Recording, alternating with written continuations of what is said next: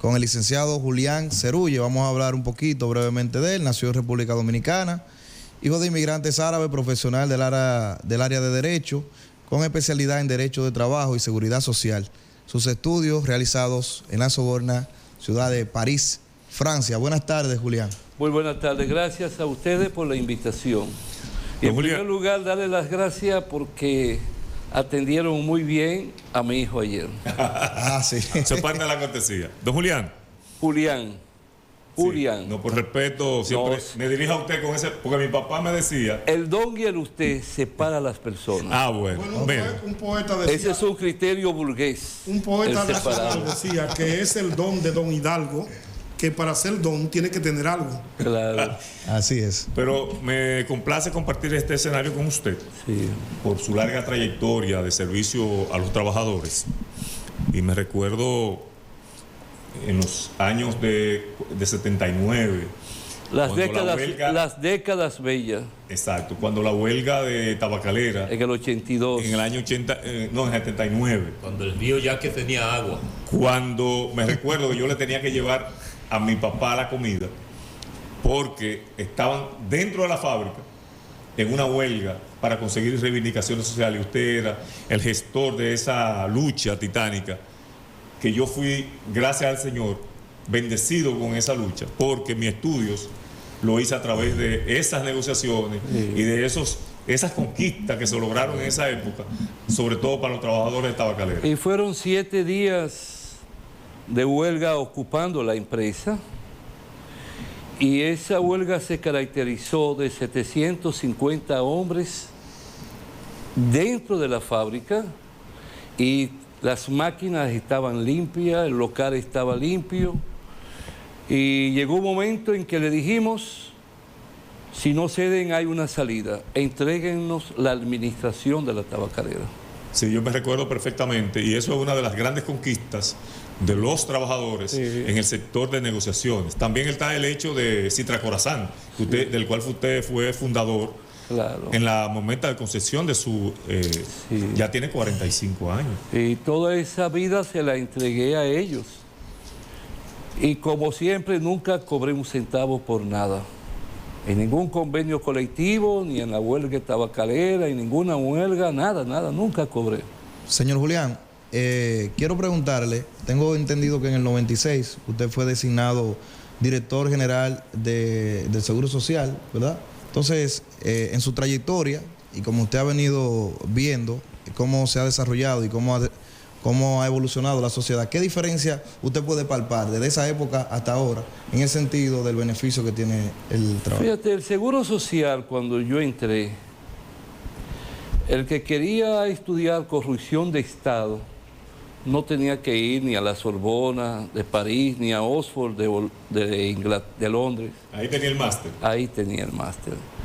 Llegué a una institución altamente en quiebra, donde los ojos de los integrantes del Consejo, compuestos por el representante del Estado, de los empresarios y de los trabajadores, fueron copartícipes de aquel descalabro. Pero yo pasé 6 meses, para mí fueron 6 meses de gloria, 6 meses de luchas, donde desperté entusiasmo y desperté también odio. Entusiasmo no solo entre los trabajadores, sino entre muchos empresarios nobles y buenos. Recibí el apoyo de grandes empresarios del país, máxime de los de la capital, Central Romana, la Romana. Es decir, que se hizo y se demostró que se puede hacer. Hay un cuestionamiento que quiero hacer, y es sobre todo lo que tiene que ver... Yo sé que usted es fundador del Partido de la Liberación Dominicana, y esa estructura que se creó en base a la formación política, las diferencias que hay entre ese PLD y el PLD actual, ¿cómo usted la ve? Pero déjame terminar, que ahí tuve un lapso, ya son 77 años casi. Sí, ha llovido mucho. Sí, entonces, volviendo a tu pregunta, con el perdón. Sí. Hoy tenemos una ley que es privatizadora. Privatiza. Pero indiscutiblemente abarca más ya la respuesta a las grandes masas. Ok.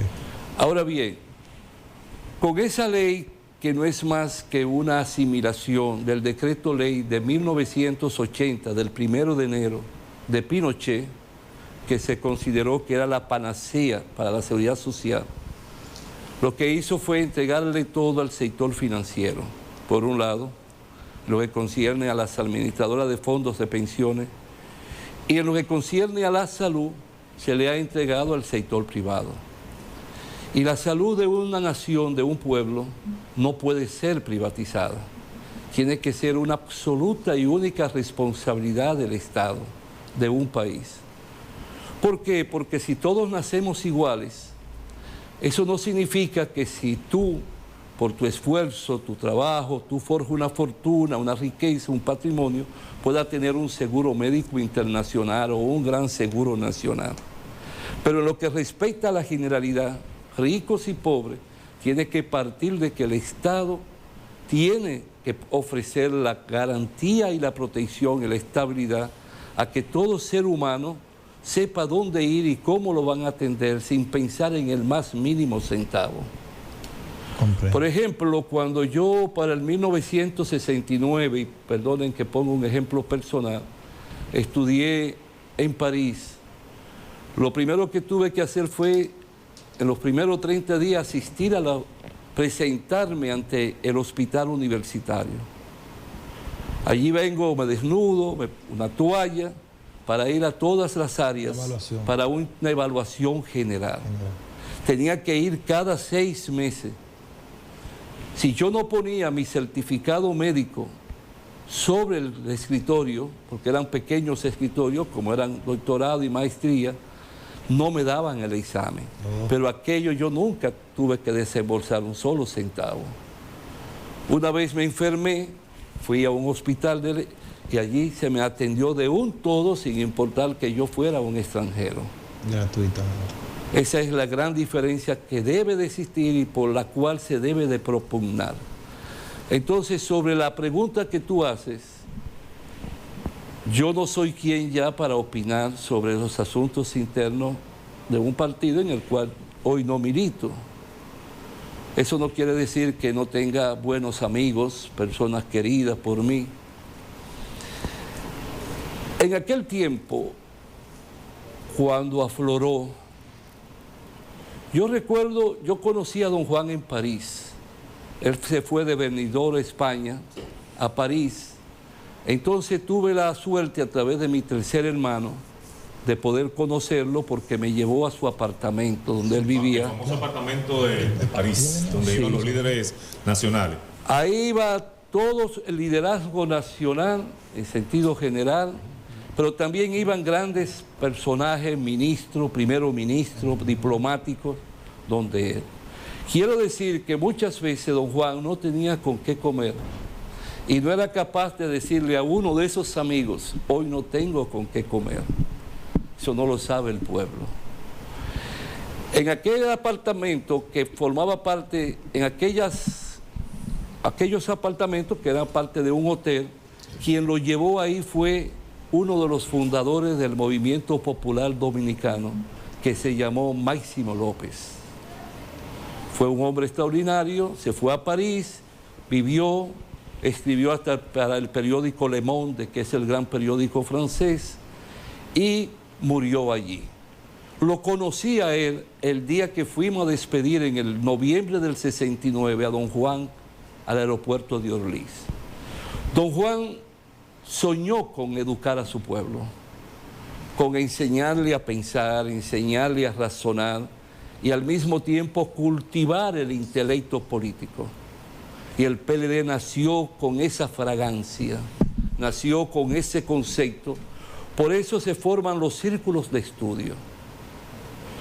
Cuando ustedes ayer dijeron que hacia una expresión no debe de decirla, cuando él hablaba de militantes, es porque Juan Bosch, sin haber estudiado todavía a Lenin a profundidad, puso en práctica el mismo criterio metodológico de Lenin de formar estructura de cuadros, educar a esos cuadros, porque las masas no son las que dirigen al líder. El líder con el partido es quien dirige las masas. Un partido puede tener 8.000, 10.000 miembros, pero en la medida en que tú lo formas, en que tú lo educas, tú lo esculpes, amar las masas, buscando las masas, involucrándose con el pueblo, en esa medida crece la simpatía y la adhesión. Por esa razón, en el 1990 el PLD tenía 8.000 miembros y el PLD ganó las elecciones. Los resultados sobre la toma del poder son otra cosa. Entonces Juan Bosch consideró que tenía que existir un partido con un concepto de educación, de formación y de orientación y organización a un pueblo, pero siempre con el concepto de vivir, como lo decía Lenin, involucrado en el corazón de las masas. Pero ¿usted no cree que ese partido, el PLD, que se formó con esa visión de Bosch, se ha desnaturalizado en su proceso evolutivo? Ya no es el mismo PLD. Ya se habla de que hay dos PLD, un PLD de Lionel, un PLD de Danilo. Y la pregunta mía va orientada en esa dirección. ¿Podría ese partido reencontrarse con sus orígenes? Fíjate, estoy observando que ellos tienen un canal en internet. Y a través de ese canal, todos los jueves o viernes, ahí no preciso, presentan un estilo de conferencia sobre temas diferentes, para que sus militantes, sus adeptos, puedan ir cultivando y aprendiendo de lo que es economía, sociología. Hay un concepto diferente. Por ejemplo, anoche recibí una invitación que me escribieron por internet a dar una conferencia en Mao el 14 de abril sobre la razón de ser del nacimiento y por qué del PLD. Los otros días, Aciará, mi hijo, me informó que en la capital un obispo iba a dar una conferencia en la Casa Nacional del PLD. Yo tenía años que no visitaba el local. Y por curiosidad quise ir, porque me hablaron de un obispo. Yo digo, ¿qué podrá decir un obispo sobre política? Me encuentro que aquel salón coge más de 1.200 personas. El salón del local principal. Sí, y estaba allí repleto. Y aquel obispo dio una conferencia extraordinaria de un gran fundamento de lo que es la fuerza moral que debe imbuir y en el que debe de vivir un partido político que luche por los derechos de las grandes mayorías. Nunca es tarde para un reencuentro. Ellos tienen la oportunidad. El partido comenzó a perder esa razón de ser, de orgánica, desde que pasó a dar un salto, ser un partido de elecciones, electoreros. Masificación. Masificación. Pero ese partido no lo abrió Danilo. Ese partido fue en determinado gobierno que comenzó a abrirse. ¿Me explico? Sí. Que el partido no puede seguir ese camino, yo estoy consciente que no, que debe de retornar a sus raíces adaptada y reajustada a los nuevos tiempos y acorde a la sociedad en que vivimos. Informada, una sociedad muy informada. Por ejemplo, yo conocí muy bien un señor de la zona sur de Pekín que era vendedor de plátanos. Todos los días pasaba por el frente de mi oficina, que estaba en la restauración, casi esquina 30 de marzo, anunciando plátano, plátano. Él era analfabeto, pero él militaba, él era parte de un comité de base del PLD. Y un día que iba para el Palacio de Justicia, doblando en la España, donde estaba el registro de título y estaba agricultura, con restauración, me encuentro con este señor que tenía su carreta parada y discutiendo con un médico y un abogado, discutiendo sobre el Fondo Monetario Internacional, discutiendo sobre el Banco Interamericano.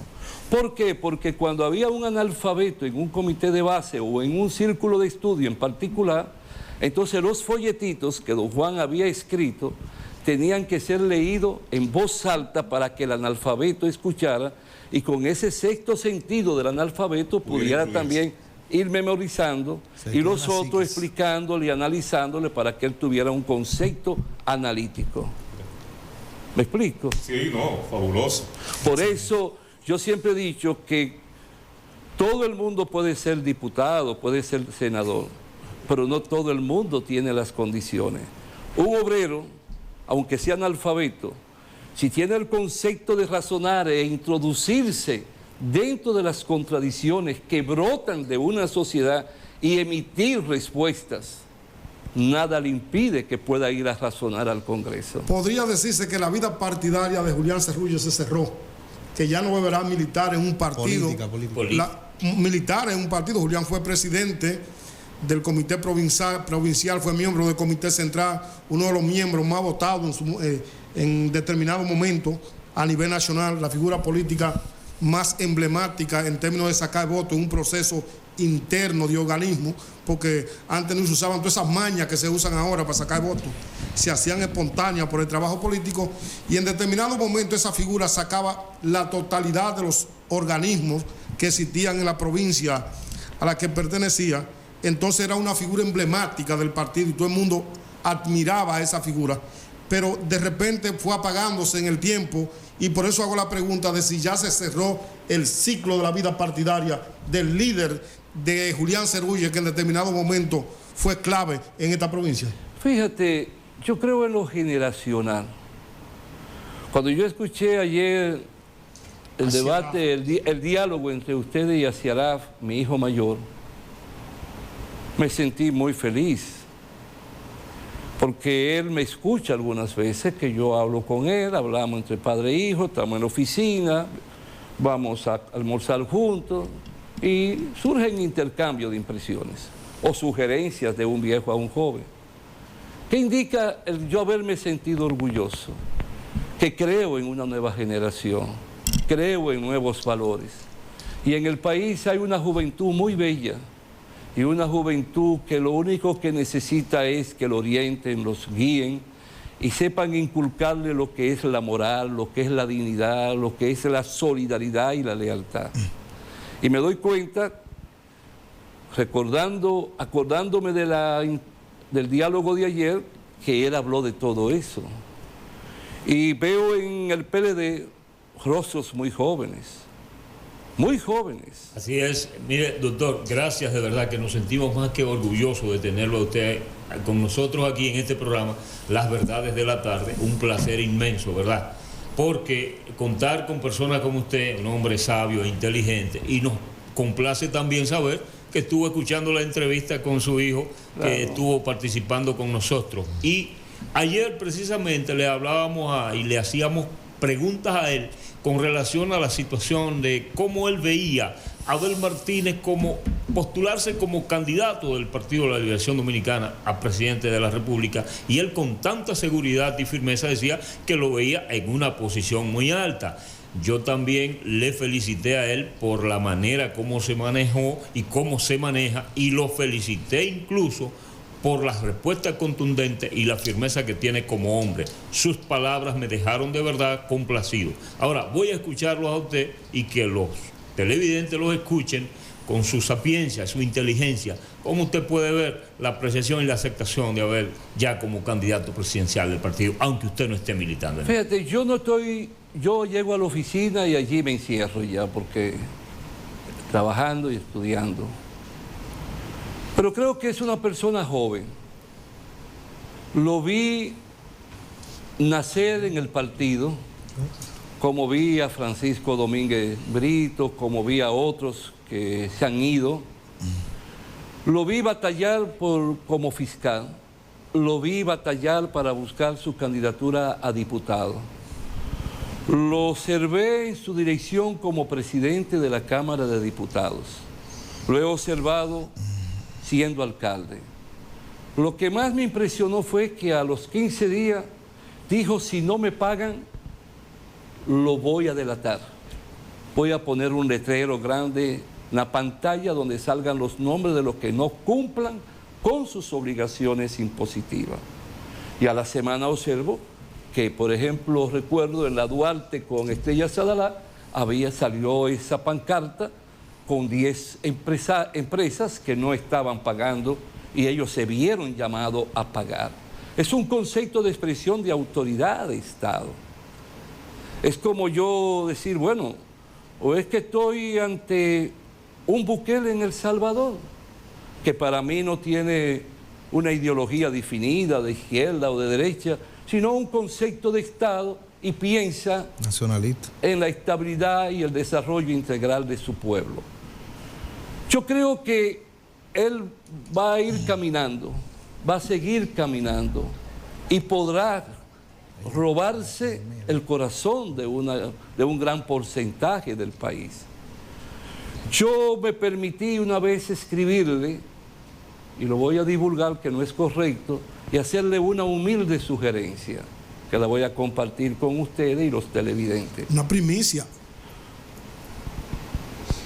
Involúcrate con el partido. Busca que el partido ponga a tu disposición todos sus cerebros técnicos, todos sus cerebros políticos y filosóficos. Y recuerda que el partido nació no para que gobernara un hombre o una mujer, para que gobernara el partido con su plan de nación. Y tu deber es ejecutar ese plan de nación, llevándolo a tu personalidad y a tu formación. Observo que se está dando una gran simbiosis entre él y la dirección nacional del partido. Observo que están caminando de mano. Observo que se buscó como jefe de campaña una persona que ha demostrado que se ha ido desarrollando intelectual y políticamente y como un gran estratega, que es Francisco Javier. Ahora, ¿qué es lo que queda? Que ellos sepan combinar cómo llevar un discurso a las masas, al pueblo. No a sectores determinados, sino al pueblo, porque todos son importantes. Y motivarlo, se gane o no se gane, pero que vaya quedando huellas de que hay una generación que está en capacidad y formación de llegar. Por ejemplo, el presidente Luis Abinader no es un anciano, es una persona ante mí, un joven. Viene de una familia muy noble. Su padre es un hombre de historia política en su país. Su padre fue viceministro en el gobierno de Juan Bosch, siendo muy joven. Su padre fue ministro del gobierno que presidió el coronel Camaño de Ño, estuvo en el epicentro de la Revolución de Abril. Es decir, que no obstante tener hoy como familia lo más probable una determinada estabilidad económica y el nombre que tenía ya don Rafael no le llevó a renunciar a principios patrios. Frente al imperialismo americano estuvo allí. Entonces, ¿qué es lo que uno le desea al presidente? Pon tu partido a gobernar, elaboren un plan de nación y búscate ente de formación política que lo hay esculpido en tu partido, que vienen de lo que fue el PRD, y ponlo a tu lado y que todos esos conocimientos a la luz de un plan de nación se pongan en movimiento. Bien. Porque hay una expresión que don Juan Bosch dijo en una ocasión: yo no voy a apostar por el fracaso de ningún presidente, de ningún gobierno, porque cada minuto que se pierda nacen más pobres y yo no quiero llegar a ser presidente con un pueblo totalmente pobre. Es decir, que la lucha no puede estar nunca para impedir u obstaculizar que un presidente que tenga buena fe pueda rendirle grandes tributos y beneficios a un pueblo. Eso es así. Muchísimas gracias. Estamos conversando con el licenciado Julián Cerulle en la tarde de hoy, en las verdades de la tarde. Yo le quiero preguntar, ya en la parte final, señor Julián, dos temas que han tenido el foco, que han estado en el foco del pueblo y principalmente en Santiago, y es el tema de la transportación. Se está haciendo una inversión y yo quiero saber cómo usted lo valora y qué tanto va a resolver la problemática, lo que es el monorriel, el teleférico y los corredores, la gran inversión que se está realizando en Santiago en el sentido de transporte? Si me permite, te voy a dar la respuesta partiendo de un accionar negativo de mi parte. Claro que sí, claro. Adelante. Cuando llegó a Santiago, el ingeniero, el que preconizó la construcción del metro en la capital, Yandino, Sí. recuerdo que Monchi Rodríguez viene y me dice: Julián, ven para que estemos con Yandino en el Gran Teatro, en la mesa. Yo dije, no. Y me quedé sentado allí, como espectador, partiendo del hecho de que la inversión en el metro, ¿por qué no se destinaba a la educación? Ok. Aquello fue un error mío. ¿Por qué? Porque tú no puedes descartar también que concomitantemente con el desarrollo de una política educativa Se haga un balance. se hagan infraestructuras que provoquen bienestar y desarrollo para un pueblo. Tenemos el caso de México con el presidente Manuel López Obrador. Manuel López Obrador está haciendo un tren de 1.600 kilómetros de largo, que va a ir a toda la zona sur de México, y sucede que es la zona más pobre, pero es donde están las raíces de los mayas y los aztecas de Guatemala. Ha encontrado un sinnúmero de obstáculos a través de amparos que se inventan, pero el presidente ha seguido. Y ya para el diciembre de este año le va a entregar a México ese tren que va a servir para el desarrollo del turismo, para la integración y todo. Julián, hay una pregunta. Usted ha mencionado dos presidentes. Pero concluyendo, quiero decir, para que no quede en el aire, perdón, que esas inversiones del monorriel teleférico, hay que recibirla con alegría. ¿Cuánto me llevó? Yo salí a las 4:20 y ve a la hora que llegué, ya casi a las 5 desde la restauración hasta aquí. Wow. Todo lo que sea infraestructura para bien de la integración y el desarrollo tiene que ser aplaudido. Usted ha mencionado a dos figuras latinoamericanas, como una es AMLO y la otra es Bukele. Y usted decía las visiones diferentes que tienen ambos de cómo llevar o cómo conducir un gobierno. Usted se refería a Bukele al decir que no tiene una ideología, sino que ha ido construyendo una plataforma en función de las necesidades. Una de ellas es la violencia. Y la violencia por el tema de que en Centroamérica las maras dictaban las políticas de Estado del Estado salvadoreño. En Honduras, en Guatemala. Lo mismo sucede en México con el narcotráfico. Sin embargo, el ejemplo que usted pone de AMLO es significativo en razón de que toda la zona sur, el sur de México, que es la zona más empobrecida, usted decía de esa impronta que está dejando el presidente, porque saca de la pobreza o pone en comunicación a esos pueblos de Chiapas y todo el norte del sur de México, y lo pone en una situación de desarrollo, y usted valoraba el desarrollo.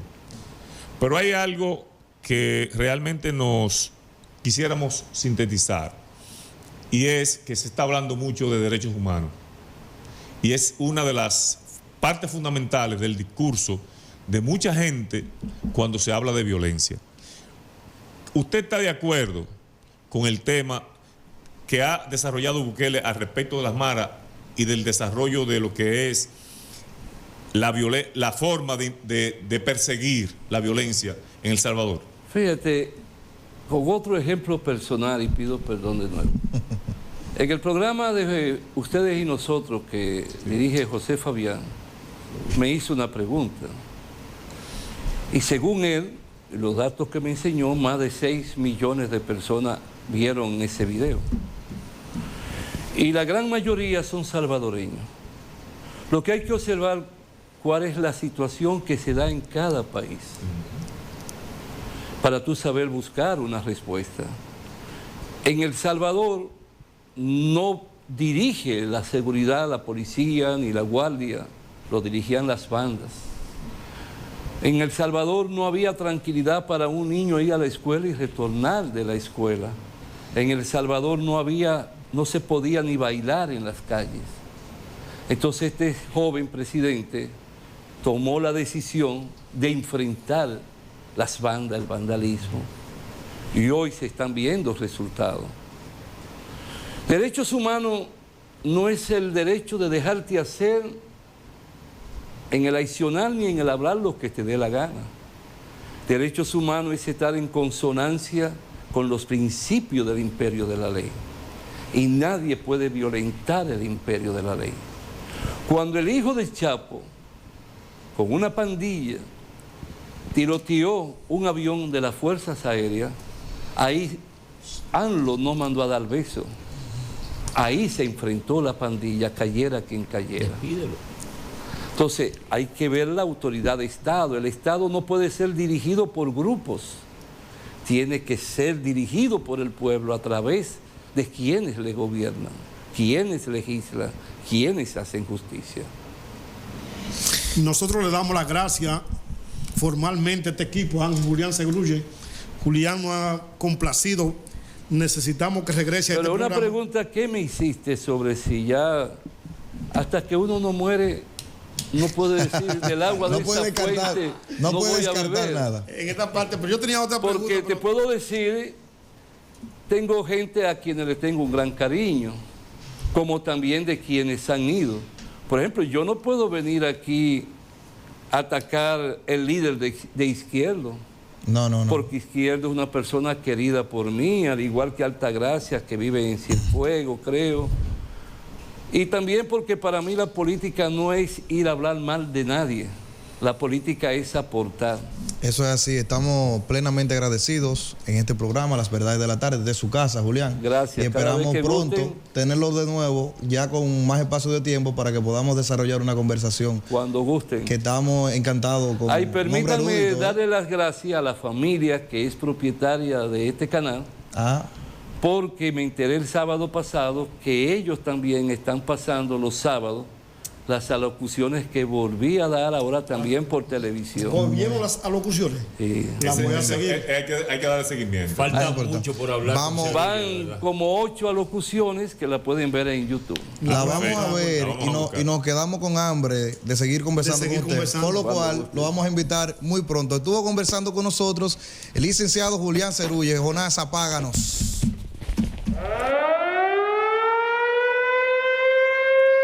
Jonás, apágalo, apágalo, apágalo que se quema.